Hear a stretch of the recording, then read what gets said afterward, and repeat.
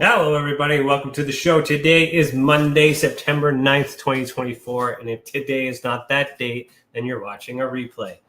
We're broadcasting live in the United Public Radio Network, the UFO Paranormal Radio Network, 105.3 FM on the Gulf Coast and 107.7 FM in New Orleans. We're also broadcasting live on social media, and the show is brought to you by the Experiencer Support Association. I'm your host, Ryan Stacey. I'm a licensed private investigator, and as a director of investigations for the Experiencer Support Association, I use my investigative skills to dive headfirst into the hidden mysteries of UFOs, paranormal activity, and consciousness phenomena. Thank you for tuning in. I'm a little relaxed today. I was a little hyped last week because I had a lot of stuff going on. Actually, I spent a few weeks away from the podcast. I had a break, but now that I'm back in the system and everything else is all hunky-dory there, I'm feeling a little more relaxed today. Hope everyone's doing well. I just want to say hello to everybody that has said anything. Raymond G. Newsome, thanks for the like. Chris, good to see you. Hello. Jillian, thanks. Nice intro. Excuse me. Pardon me. And thank you. And hello, Ryan, and everybody from Lisa. Fun fact, that intro, for those who may be unfamiliar, that is a song that my band had wrote many years ago, and I'm not going to tell you who's singing, but you might be able to figure it out. But there's a fun fact of the day. So on to TESA News.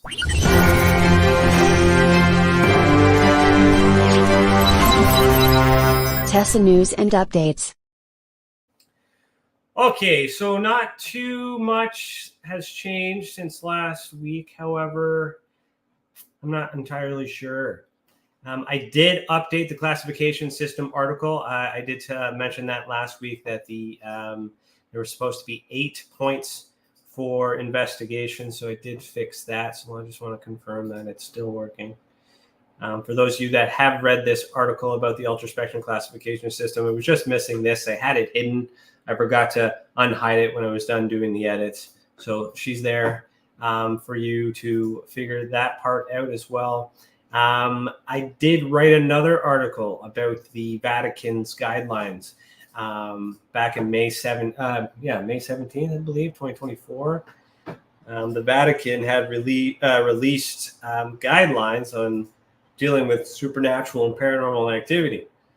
On one hand, I'm like, I want to read this. On the other hand, I'm like, I'm so glad that I have a declassified sort of type document that allows me to speak to the paranormal, because everything I'm getting for declassified documents appears to be only UFO related. Why won't you let me in? Website's not working. There we go. So you can check out this article too. Also, you can listen to it. Click that button there as well.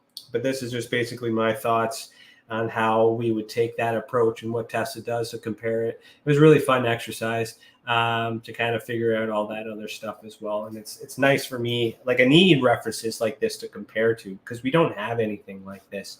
And that's the main reason why I'm trying to create all these things, but I only know so much. And I really like when the experts are putting out these reports, because then I have something credible that I can compare and contrast my own work with, my own theories with, and then kind of blend it. I don't know, to use a martial arts reference, like the Jeet Kune Do, so the JKD, the Bruce Lee of investigations, would be taking the best of the best from everything. And that's what TESA is. So if you guys are interested in that, I do believe that is the only update for news. Those of you who are familiar with the show, there is a podcast tomorrow called Beyond The Tinfoil Hat with Danny Whitson. And go, Chris, good job. You updated the banner today. Good job. So Jennifer Johnson is the guest tomorrow, Intuition and Ghosts in the ER. Chris, if you're watching, Maybe move your text over to the right a little bit. See how that sticks out? Pretty pleasing. Thank you. All right, guys, good work. In other news, Facebook, not really too much going on. We do have some new developments. So you've heard me talk on previous episodes to Jill specifically, who's commented here. We are in the works. We had a meeting. We are going to bring to the table some sort of amalgamation between what she's got going on and what we want to do within the realm of the human-initiated contact. We just have to figure out how that's going to work, get the paperwork done, and all that other stuff, and then we can start creating something. And I'm really happy about this. The meeting that we had was insightful.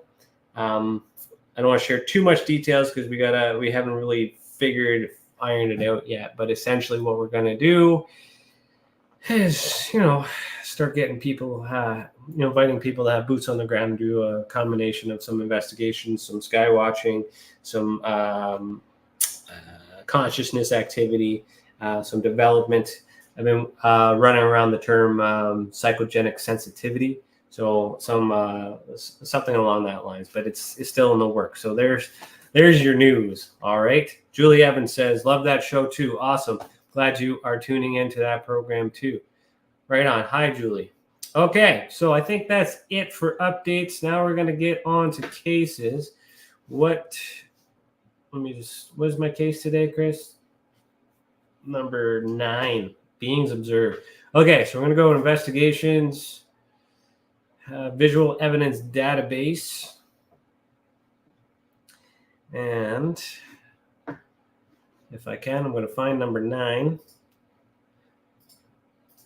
I don't always have the time to set this up in advance because I work all day. And I apologize. Okay, so let's zoom in here. Shout out to the radio people too. Hope everything is doing good on your end. Too bad you can't see these visuals though. We did that one already. Hold on. Where are you?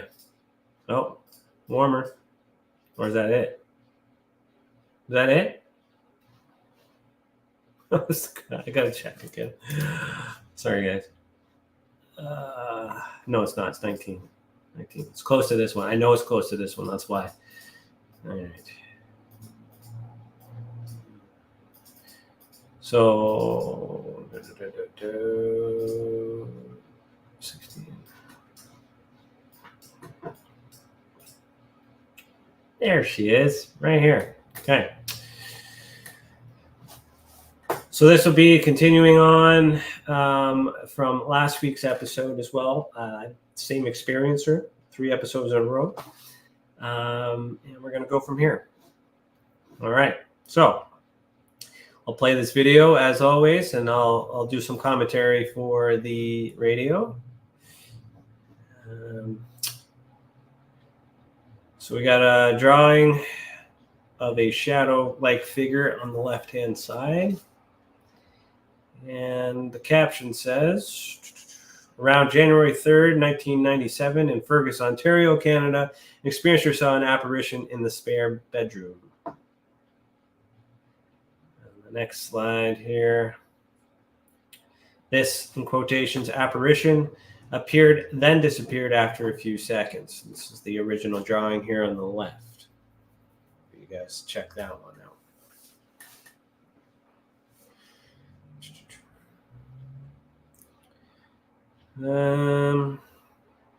Yeah, real simple video. Have you seen anything like that? Other occupants of the house claim to have seen the same being. All right. Witness statement, February 17, 2019. And now this is word for word for what they put. It said 3 different individuals. That should be 3, but it is likely word for word of what they put.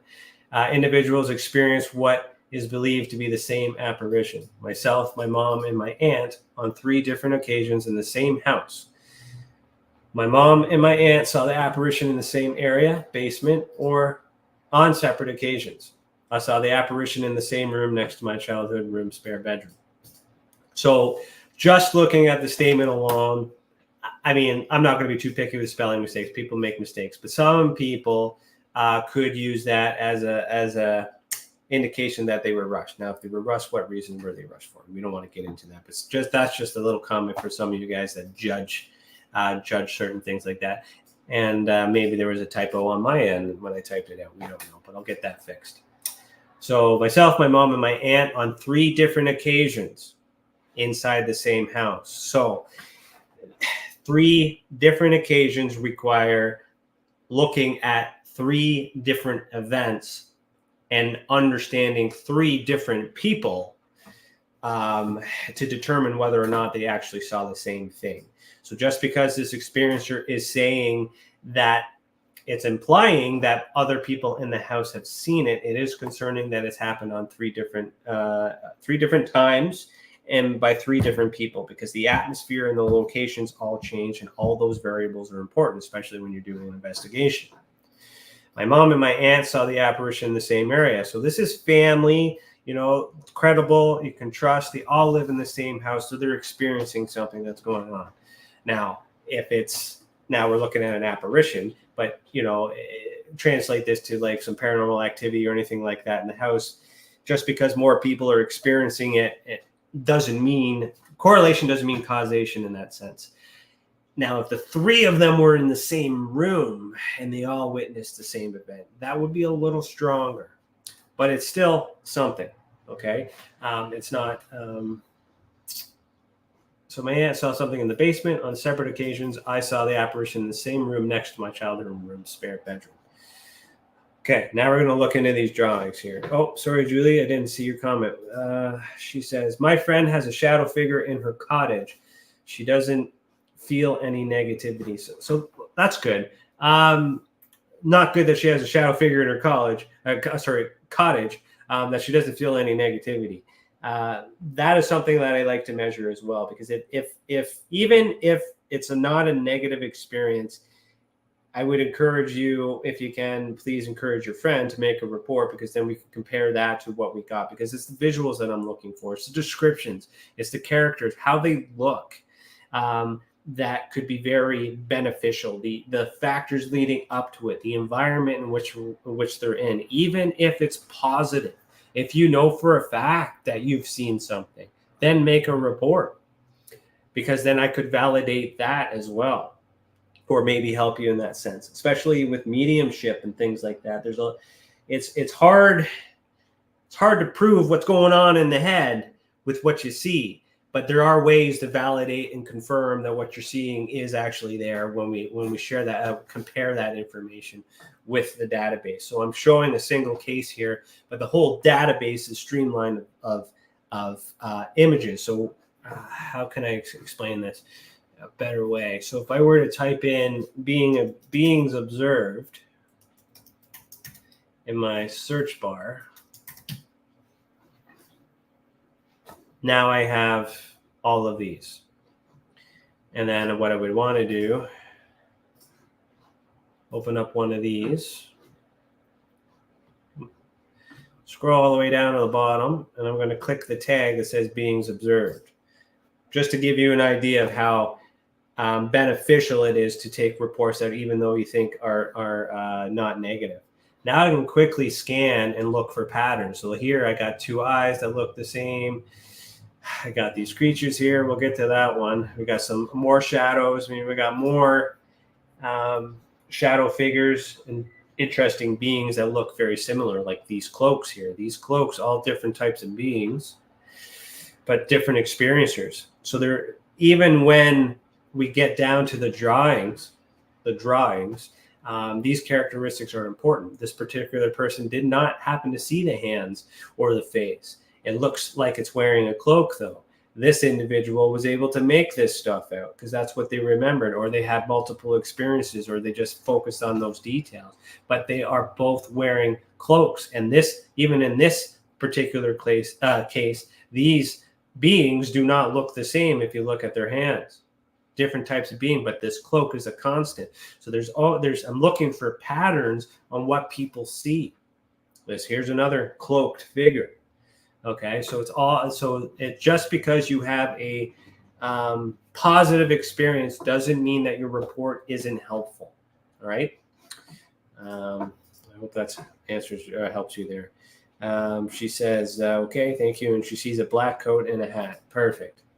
All right, that's exactly what we're looking for. Please make a report. If you don't know how to make a report, let me know in the comments, and I will show you how before the end of the show.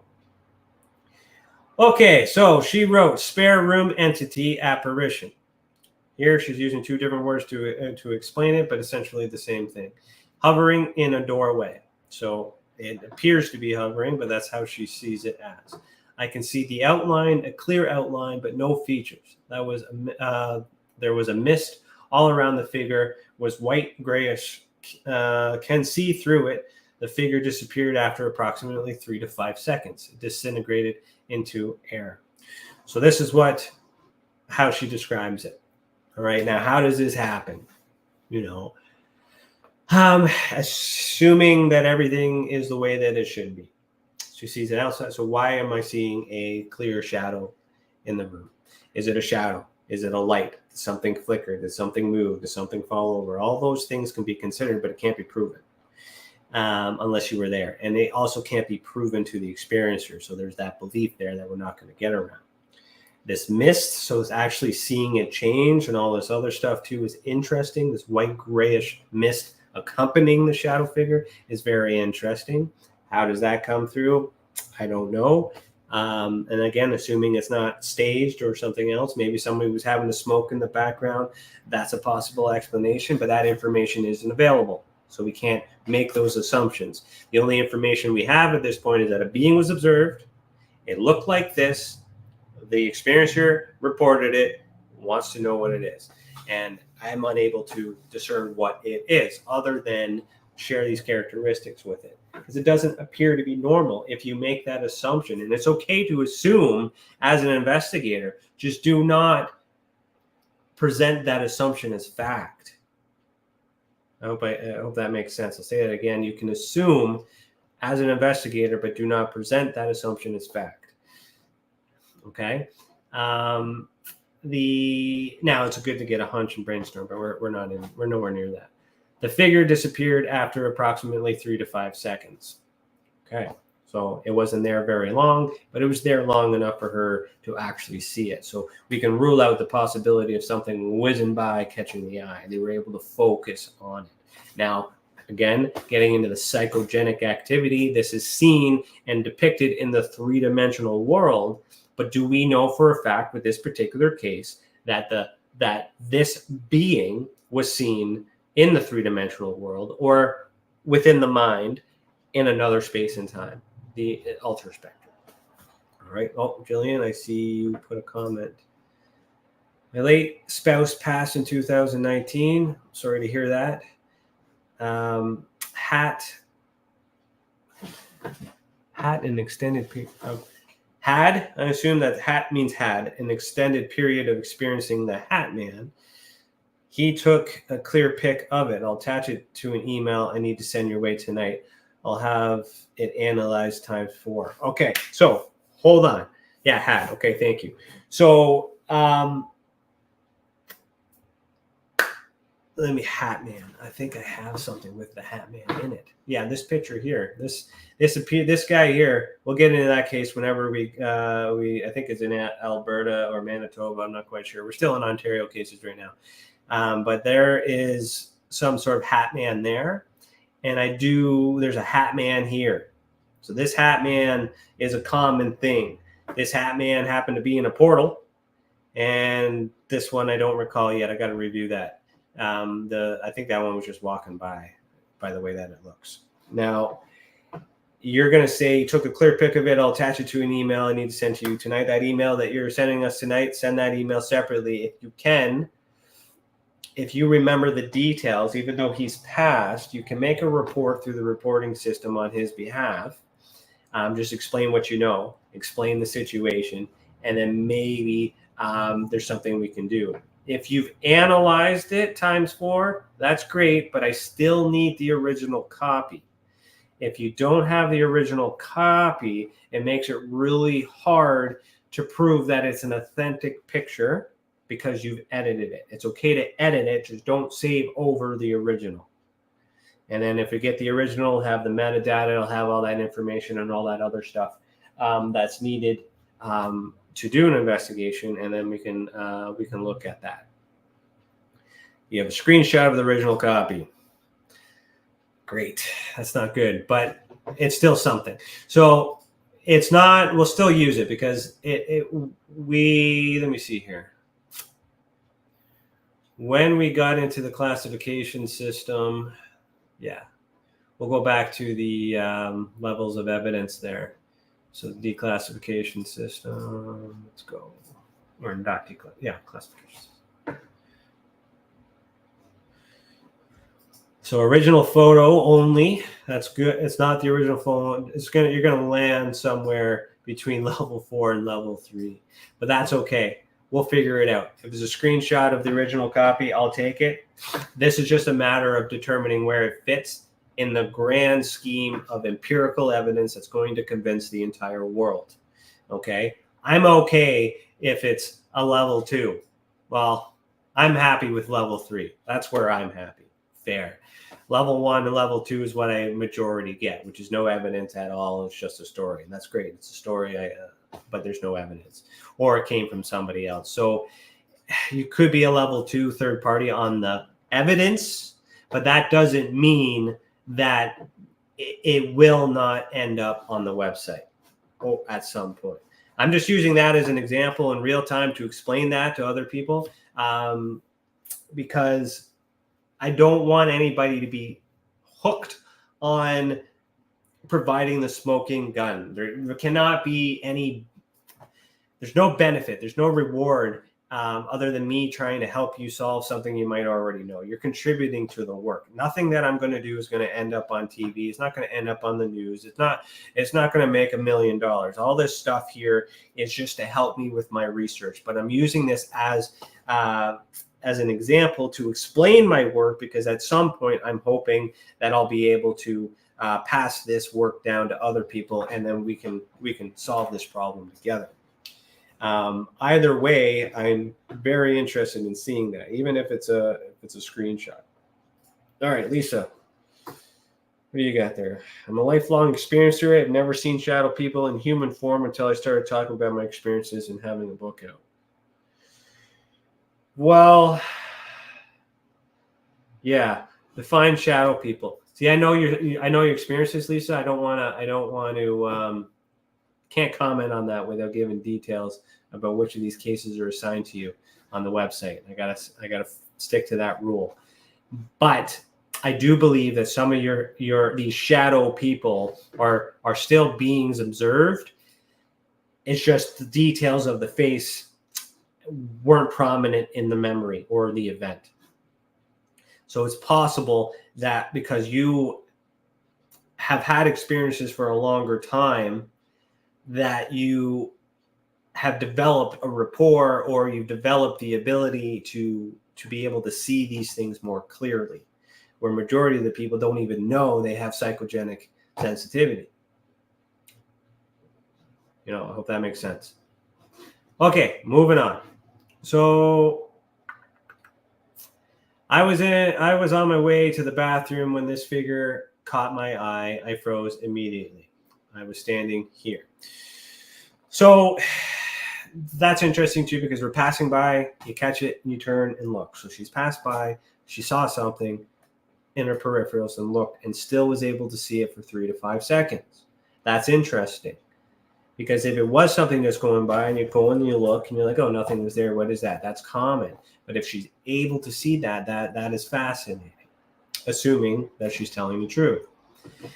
Answers to your questions in regards to apparition in the doorway. 1, the house was purchased by my mom and stepdad approximately in 1995. That's the estimate. The laundry room was in the basement of the household towards the back of the house. The room where I witnessed the application, spare room, was right next to my room in the back of the house, which would have been some relative location as laundry room, but 2 levels up on a 3-level house. So I'll try and explain what I'm looking at here in this picture. So here's the spare room. There's her sister's room. This is her parents' room, the hallway. Her room's down here, and I'm not sure what the watermark, what room that is. Back room? I think that's the back room. I like to recreate the events to try and figure this out. So laundry room was in the basement. The room where I witnessed the application was the spare room. So this is here. This is where she is. I hope you guys can see my mouse. Was right next to my room. So there's her room. So there's the door in which she saw this apparition. There's obviously some sort of a stair set here, or this is the hallway. These are stairs. Yeah. So this is a hallway. So it's very likely that something could have been passing through this hallway to gain access to all of these buildings. But if she was in her room and she saw an apparition this way, what could it be? So I don't have an answer for that. Could be a shadow, could be somebody else. She could be making this up, but she also might not be. Basement area view. The red X is where the apparition was witnessed by my mother and my aunt. So there's the X there. Laundry room. There's the stairs. So then with that, we can assume that the laundry room is somewhere. Yeah, because there's 2 sets of stairs. So the laundry room appeared. What we found interesting about this case is the laundry room was directly underneath the spare room. And that X appears to be relatively in the same spot within another story of the house. And I found that interesting for a correlation. Apparition was first seen witnessed by my mom and aunt in basement laundry room. Then witness believed to be same apparition. So believed to be same apparition. So it's unsure. Even the witness says they're unsure. Believed to be the same apparition by myself in spare bedroom, doorway, main level, ground level, kitchen, living room, dining room, basement, laundry room, and spare room above each other in the same area of the house with main level in between. Okay. So I'll get down to the stats in a minute here. So what's odd about this, or what's not really odd, it's fascinating, but it's still tricky in terms of defending it, because multiple witnesses, again, not in the same house, they believe it to be the same apparition. So that doesn't mean it is. Is the house haunted? Does the house have the ability to have apparitions? Possibly. The house needs to be investigated, but unfortunately, we don't have the resources at this time to put boots on the ground at their physical locations every time we get a case. But this would be one of those locations that I would like to check out, especially if there's other experiences. But this particular experiencer has had other experiences. Now, we got a mother and an aunt and a daughter and a niece, I guess, if you look at the possibility of the psychogenic ability being passed down, that would make sense why the 3 of them are having this experience. But I'm only speculating at this point. Need better evidence, but this is evidence of something. And there's enough work, enough effort in there, in this belief, that they're pretty sure that it's not something that is normal. And I can't take that away from them, because I don't have enough evidence to dismiss it either. Okay. Report category, ultra-spectrum experiencer. So new. So I think this is that person's first report. Wanted us to investigate and report. I'll show you there. Female, don't know their eye color, was 5 years old at the time of the event. Number of witnesses. So that's another thing to take in consideration. If she was 5 at the time of the event, happened in 97. Some time has passed since then. She had a negative feeling. Makes sense if you're 5 years old, seeing something like that. Then you want to get into these other theories that talk about how children have the ability to see before they're programmed in the school system. All right. At age 5, they should be in kindergarten if they haven't started school and things like that. So that starts to get in the way. They start to lose their faith once they get put in school. There's studies out there that prove that. So look into that. So having a 10 p.m. Lasted a minute, but it was 3 to 5 seconds. But 1 minute's the lowest we can go on that nighttime ongoing. One person seen. Analogical evidence rating is 2. Beings observed. This is an apparition, but we had subtype 6, but the archetype is a ghost. Why? Because we don't see any extremities. We don't see any legs. We don't see like actual feet. It appears to be hovering. We don't see any hands. We don't see a face. It appears to be transparent, so it fits the category of a ghost in terms of the archetype, but it's still an apparition. It's still a being observed, so it very well could be anything. Less transparent. It could be a hologram, for all we know. It's unidentified because there's not enough evidence to decide one way or the other. We consider this a close experience, uninvited, and that's that. So then if we look at the experiencer ID, if you guys recall previous episodes, let me close this here. So we talked about this one last episode. We talked about this one in a previous episode. So what do these 3 things have in common? Well, the experiencer, of course. All the dates have changed. The times all have changed, but the thing and the locations of these events have changed. So this particular event happened in a sleep state or a dream state. This particular event could have been a dream state if she was sleeping in her room. We don't know the activity that was going on during the time of this event. And then this particular activity was seen outside a home. So I know for the timeline that from my memory that this started when she was 5, and this happened later on, and then she started seeing these things. So then we can really compound these cases the more that we have. Because the experiencer reported this first case, worked with her, and then I encouraged her to make more reports as they came through, and we've done the same. Now when I'm able to compare all of them together and look at the experiencer on a whole, there's a lot more evidence to suggest that this particular individual has a psychogenic sensitivity. So they do possess some sort of ability to see things that may not actually be there, or they're drawn to certain things, or they're involved in certain things. But then we look at this one with the aunt and the mother seeing something as well. We don't know if it's the same thing. So we don't know if it's the house. We don't know. So there's a lot of unknowns here. But what's interesting about these things, just based on the way that they look, we know that this isn't normal. And we need to revisit these things. Okay? All right, where are we at for time? 37. Let me look at comments here. Jillian says, 2019, I woke up with a shadow figure sitting on my legs. It started to be so bad I tried to fist fight it. All right, let's talk about that for a minute. If you can, please make a report about that separate, and we'll look into that as well. As an experiencer yourself, you'll start to understand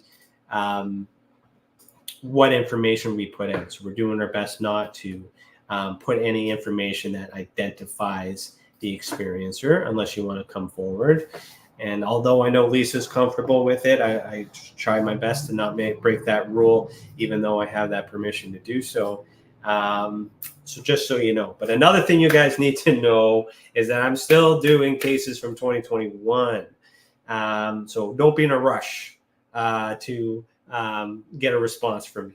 But this would be a good exercise for you, Jillian, and anybody else who used the reporting system to see how it works, what kind of questions we ask, especially for this new program that we're doing, where it would be something that I'll want help with encouraging others to report what they see using the same system. So there's a good opportunity for you to let me know if the system's still working the way that it is and that everything's good. And then we'll go from there. Now, sitting on your legs. See, this is tricky because I don't like giving my opinions on cases until I actually investigate all the details that are surrounding to it. I like to keep those comments between me and the experiencer. And I don't want to give you an idea of what this case might be before you make the report, because it might poison the authenticity of the actual genuine report that comes from you. Now, if now you say it was sitting on your legs. Now there's that sleep paralysis phenomenon that comes in. First thing that comes to mind, they get that sleep demon, right? The nightmare, where it's often depicted as sitting on the chest, from what I'm understanding. But I guess it could sit on the legs as well. But that is an archetype. That is a way to describe something. So the root index is that a being has been observed, and it appears to be a shadow-like figure that sits on your legs. And if you were trying to fist fight it, did you actually make contact? Could you feel it? That's what I want to know. But could you touch it? That's interesting. And make sure you include that in the report if you do. My end is lagging. Sorry, Lisa, I didn't realize I was lagging there. Jillian says, I'll come forward with any of this stuff. I have no concerns. Awesome. Great. Brave. Just like Lisa. Lisa says, I had an experience not that long ago. I sat up in bed. It was 4 a.m. So we were sleeping. You woke up. I seen a dark figure in my closet. It was an MIB. His presence didn't feel good. All he was only a couple of feet in front of me. So, all right. So I have to ask. So you were sleeping. You woke up, and did you see it right away when you woke up? Or were you awake for a little bit, got up, did something, and you seen it? Because, you got to take in consideration that if you're at 4 a.m., you were likely sleeping. So you got to take that in consideration. You saw it in the closet. For some reason, closets are like a hotspot for these things. I don't understand that. And you said it's MIB. So how do you know specifically that it's Men in Black, that it's associated with that? How do you know that? Or is that an assumption? Now, his presence didn't feel good. Well, it wouldn't feel good because you woke up at 4 o'clock in the morning and thought you were sleeping, and some creepy MIB is standing in your closet. That's justified that it didn't feel good. Why is it in your closet? And it was only a couple of feet in front of me. So I hope that, obviously, you survived that and that you're still here. But I hope that you were able to get back to sleep after that. Thank you for sharing. Jillian continues to say, no, I didn't feel it. It disappeared. Smart choice for him. LOL. Yeah, well, you're a scrapper, eh? That's good, though. I don't know what I would do. I mean, I haven't really had the luxury of seeing anything to that extent, but I probably would react the same. I'd probably try to, do something in that sense. So good on you for trying. All right, so we're at 43 minutes into the hour. I got a few minutes left. Does anybody else have any questions or any topics you want me to talk about? I'm not sure if I'll have time to get into another case, but I'm going to try and find this one in the meantime. So that one's done. This one we haven't done.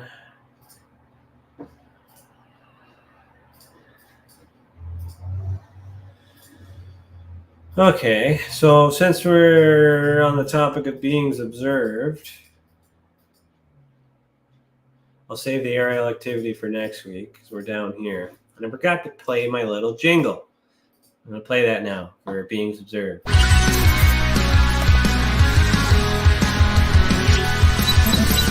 Beings observed, intent unknown. I apologize. I forgot how loud that was. I knew it was coming. You guys didn't. I am sorry. Okay, so Jillian says, I've seen so many things and pretty desensitized. Yeah, once you see it, you kind of get used to it. And especially if you're comfortable. And since you're comfortable, I'll share that, like you shared with us, that you have that ability through different types of archetypes, whatever you want to call it, because it's hard to. Not a lot of people like labels these days, but you do often participate in experiences where you will see things that shouldn't be there. So it does make sense that you're desensitized, but you still gotta trust but verify. Just because you're used, not everything you see might actually be on the other side. All right, so I'll just a little caution there. Different experiencer, being observed still. Let me go here. This one here, being observed, humanoid, aerial, and we will play that video real quick here for you guys.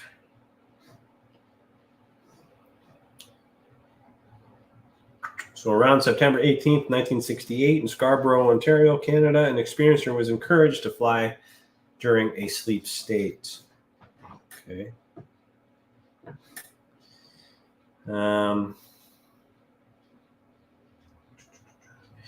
So for you, so she's flying here in these images here. This image on the left is what the witness had drawn based on what she had seen through this astral projection.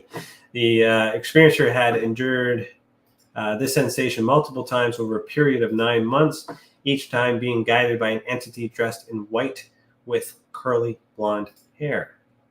That's the witness drawing on the left there.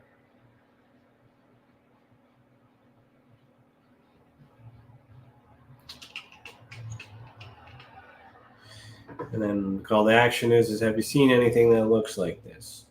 All right. Oh yeah, Jillian says you can call it mediumship. I know I could call. Oh, I appreciate that. I'll use that term for you, but I don't. There's got to be a better term for that would encompass all of it, and I'm still working on that because I have a hard time with this phenomenon, but I still believe it, that it's possible. It's just there's a lot of scams out there. All right. So I'm not dismissing your abilities. I just haven't seen your abilities. But I just need you to know that this comes from a place of I'm used to seeing people abuse these titles and take advantage of people. So I've yet to meet someone that I can trust that has these abilities. So that's, big shoes for you to fill there. But we'll leave it on that.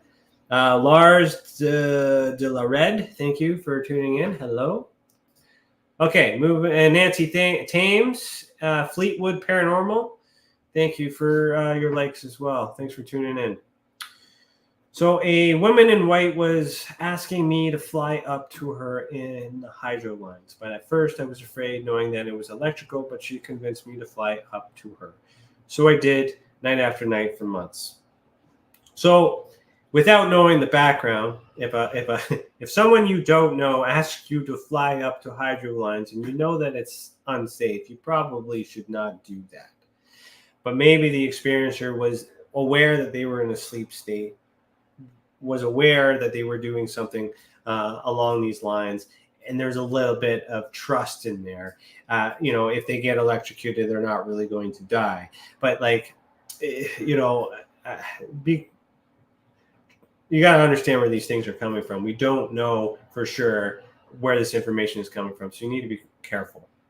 So she was somehow able to convince her, so she flew up, and she did for months. So how did that happen? How is that physically possible? Well, we know she was in a dream state. So this is obviously happening in her mind. Okay. Jillian, I'll touch on your comment before the end of the episode. The woman in white, or older, not young, older, golden brown, golden blonde hair, oversized white, flowing, stocky build, seemed large, could never see the lower legs, and felt so I can't make that out, to gauge the height, taller than I, but also to be on the, I can't read the handwriting. I'm just going to skip through that. But anyway, so here's a picture. That's the original drawing. And then here are the facts. Ultraspectrum experiencer, case 32 in 2020. She's already in the survey. Wanted us to investigate and report. This is their ID number. I'll check to see if there's any other in here for her.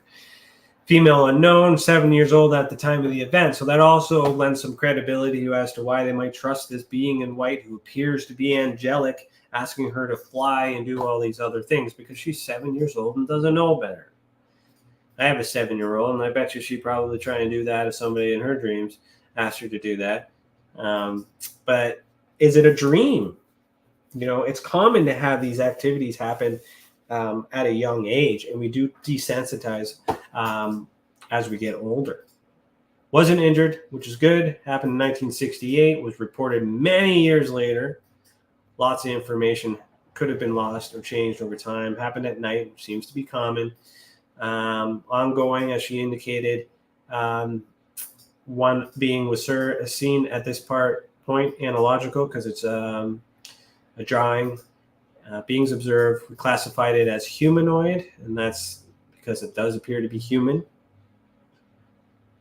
And the archetype that we decided on was angel.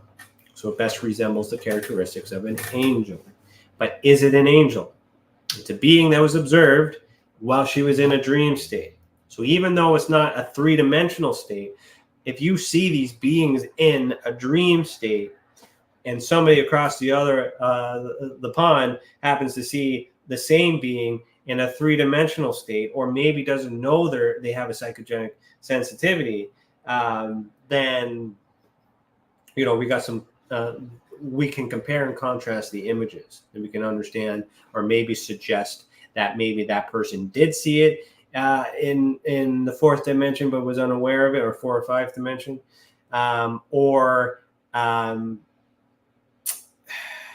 perhaps it's a transmedium being. There's lots of other things we can suggest when we have more evidence like that. Okay, and then I don't think this experiencer has any other cases. Oh yeah, sorry.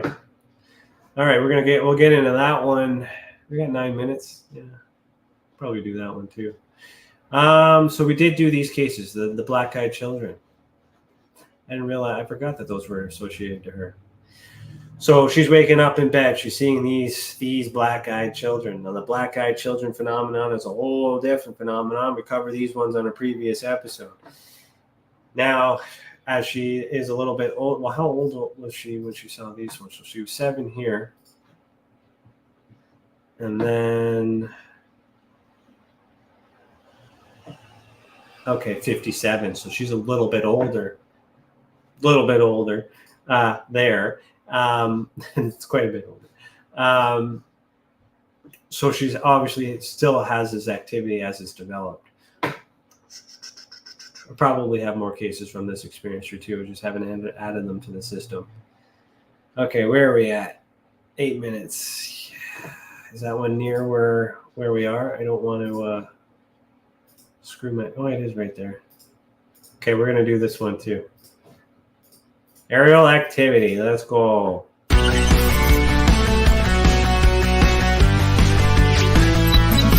Aerial activity, sensory display. Okay, so same experiencer. And we'll watch the video quickly here.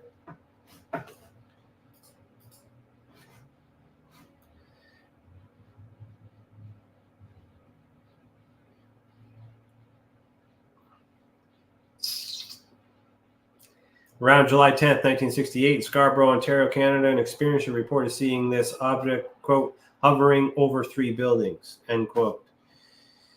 This is the original drawing.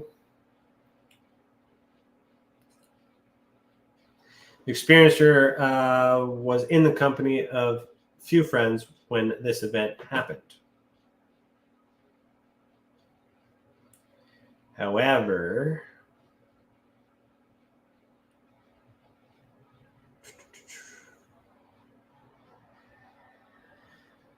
These friends did not see anything.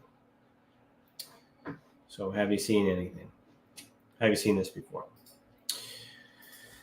So going back to what we were talking about there, 57.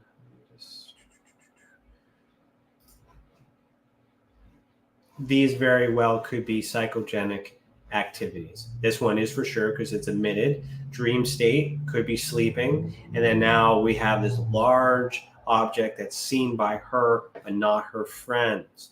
So that doesn't mean that the object doesn't exist. It's just perhaps those other friends don't have psychogenic sensitivity. They don't have the ability to see this stuff, or it wasn't there. But just because she's had multiple experiences, we don't actually know if these experiences have enough evidence to rule out all these experiences either. But that just compounds what we got going on because we measure the experiencer, not the events. Okay. So 5 of us, there's 5, we're walking up the street, and when I notice a large, low object in the sky right above my house and my neighbors to each side, it was dark out. I could see a row of lit up windows of different colors. I asked, quote, did anyone else see that, end quote. They said, see, quote, see what, end quote. So tricky, if they really saw something that was really this big and this is huge, and the other people didn't see it, that is something of concern. Let me see here. I was young, but recall blue, red, yellow, or white. Do not remember the order, but they changed, or it was turning as the lights as they seemed to rotate. No sound, very black body. Also, from the time forward, I would have many recurring dreams of entering an elevator. It would go up so fast that I was stuck to the wall. At end, I would enter a room like an office with desks and computers. Nothing happened to me once I realized it was in a round room. I was in a round room. This happening more than 10 times. Also, when I saw the boy days before, I was escorted by 2 smaller people on either side of me. I could not see. It felt like Vaseline on my eyes. As soon as I said, I can't see, I blacked out. Separate experience. It has to be investigated on its own. But things like that share a commonality with these events here. So there's something up with this experiencer. Yeah. So we classified this one as a close experience, uninvited, and the sensory display aerial activity into UFO. All right, so that's where we're at on that. Next week, I'll share a little bit more. Hope that was helpful. Some of it can be bland and dry and boring, but I got to look at these cases. I gotta look at these things. I got to remember these thoughts. And as I start getting into new cases, it'll be more exciting because it'll be in real time as well as I go through these things. Jillian, your last comment there, we said no analysis you give me will hurt my feelings. I like straightforward. Straightforward is good. I appreciate that. I'm slightly biased at the moment because every chance I gave to anybody that made these claims will not work with me to a point that they will allow a controlled environment to disprove or prove it right. I want it to be real. I trust that it's real. There is something going on. Psychogenic activity exists. What you're seeing, when you're seeing it, how you're seeing it, if you're seeing it, all those things are what needs to be solved, but it's different for every people. Not different for everyone. But you get into the tarot reading and the psychic reading and the astrology readings and then the mediumship and then the clairvoyance and whether it's forward or backwards, retrocognition, precognition, all those different things can't be verified because it's in the mind and it's somewhere else in this world, somewhere a different time, either forwards or backwards or present. And it's really hard to provide proof in the physical, but that doesn't mean it doesn't exist. But there are ways to get that proof in the physical under the right conditions. My focus is not on studying you and doing that right now. My focus is helping you with your program and this joint effort that we're going to do for the human initiated contact movement. But now you got me thinking that in the future, that idea that I'm looking for someone that maybe I can experiment with some things on that too. Because like, I don't want to disprove it, but you need somebody to challenge it. You need to trust somebody, because if we can prove it, what do we do with it at that point, right? Do we want to let the world know? And then all of a sudden there's helicopters going around, people knocking on your door. How many people will get your attention after that? We've got to be sensitive with that. But if we can prove it to a point, to have a certain set of variables in which we can trust, and there's a standard to discern when people are intentionally doing it for profit.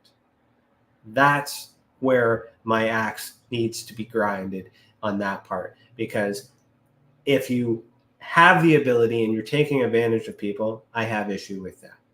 If you have the ability and you're not accurate with it, but you're saying whatever you want to say to get them to buy more or to come back to you or purchase something you're selling, I have issues with that. I don't have issues with people charging money for mediumship, for their services. I don't have issues with that. It depends on what you're guaranteeing. I'll give you a reading. I'll tell you my thoughts. What you take from it, yada, yada, is up to you. But if you don't give anything, if you say on specifically at this point, this is going to happen, yada, yada, yada. Oh, you're out of time, but maybe we'll continue this next session for another 3 payments of $59.99 or whatever the heck that may be. Then obviously it's profit driven.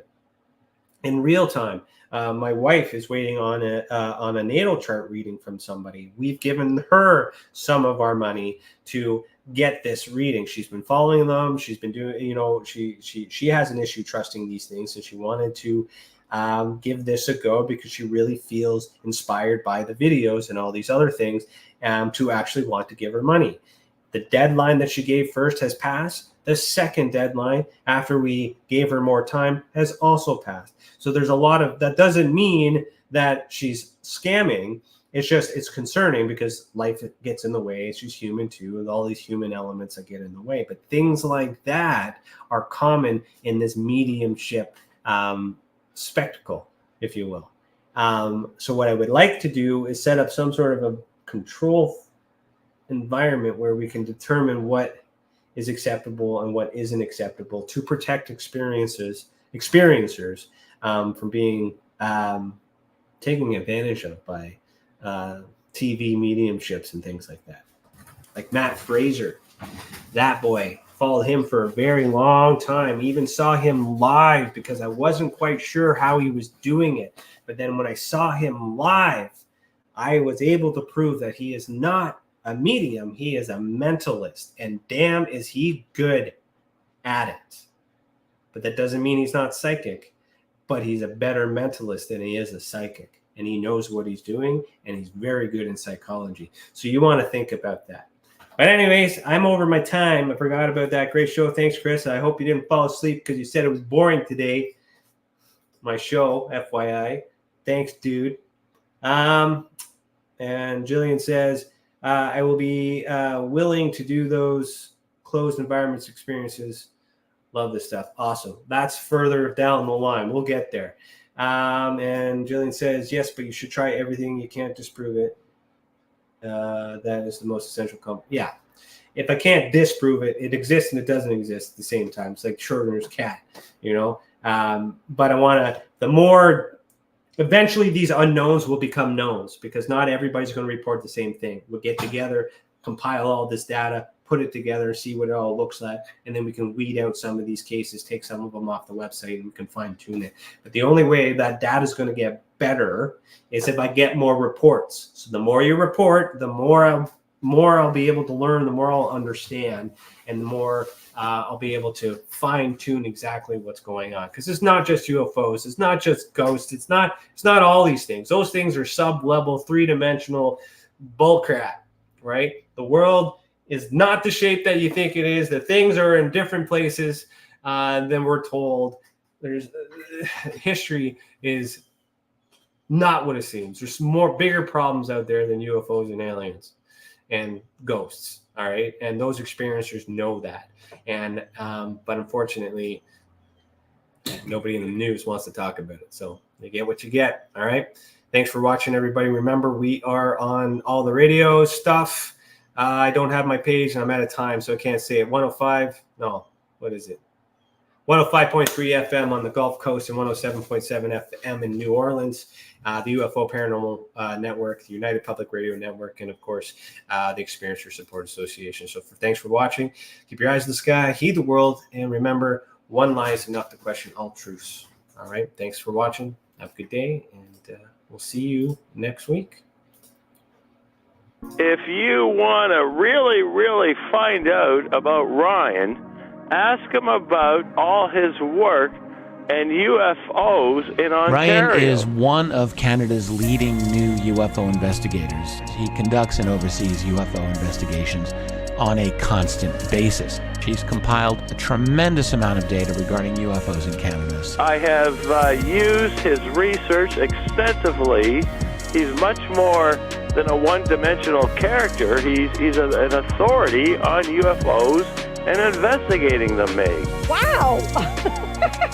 Really goes over how UFO investigations are done and what are some of the mistakes that people make when they submit evidence. For starters, don't edit your videos or photos before you send them. He would come out with an annual report on not only the number of sightings, but how many were unexplained, unknown, or just, nothing could be said.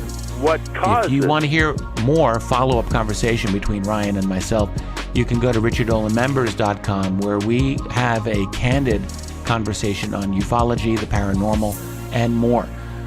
And remember, while we learn and grow and search for the truth, let's be good to each other.